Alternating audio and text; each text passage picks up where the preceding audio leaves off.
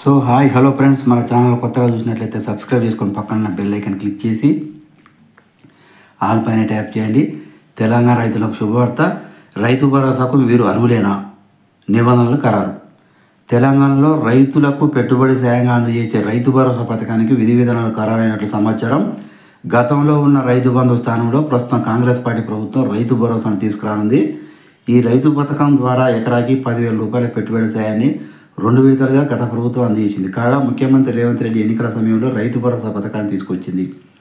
ఎకరాకి 15,000 రూపాయల పెట్టుబడి సాయం అందజేస్తామని కూడా హామీ ఇచ్చారు. అధికారంలోకి వచ్చి 10 మాసాలు గడుస్తున్న రైతు భరోసా పథకాన్ని అమలు చేయలేదు. గత యాసంగి సీజన్లో పాత పద్ధతి ద్వారానే రైతు బంధు పథకం అమలు చేశారు. వానాకాలం సీజన్లో రైతు భరోసా పథకాన్ని అమలు చేయాలని ప్రభుత్వం నిర్ణయించింది. కానీ రైతు బంధు పథకంలో అనేక అక్రమాలు చోటు చేసుకున్నాయని ప్రభుత్వం భావించింది.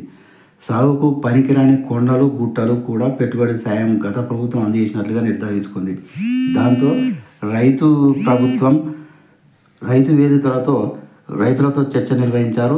ఈ రైతు అభిప్రాయ మేరకు రైతు భరోసా పథకాన్ని అమలు చేయాలని కూడా నిర్ణయించారు. వాస్తవానికి వానాకాలం సీజన్ ప్రారంభంలోనే రైతు భరోసా పథకం అమలు చేయాలని ప్రభుత్వం భావించినప్పటికీ రైతు బంధు రుణమాఫీ వల్ల ఆలస్యమైంది. కాగా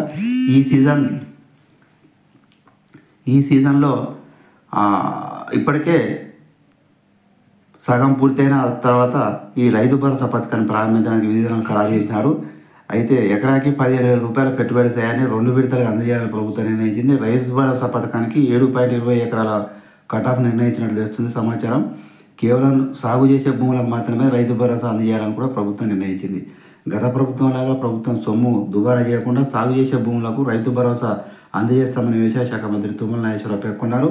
చిన్న సన్నకారు రైతులు ఆదుకునేందుకు 7.20 ఎకరాల లోపు ఉన్న రైతులకు రైతు భరోసా అందజేయాలని నిర్ణయించారు.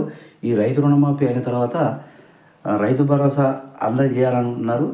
దసరా పండుగ లోపు ఈ రుణమాఫీ కాని రైతులకు ప్రభుత్వం 5,000 కోట్లు రుణాలను విడుదల చేయాలని కూడా నిర్ణయించింది. కాగా దసరా వెళ్ళిన తర్వాత వెంటనే రైతు భరోసా నిధులు కూడా ఈ రైతులకు వారి ఖాతాల్లో జమ చేయనున్నది సర్కారు. సో ఇలాంటి లేటెస్ట్ న్యూస్ మీకు రావాలంటే సబ్స్క్రైబ్ చేసుకొని పక్కన బెల్ ఐకాన్ క్లిక్ చేసి ఆల్ పైన ట్యాప్ చేయండి.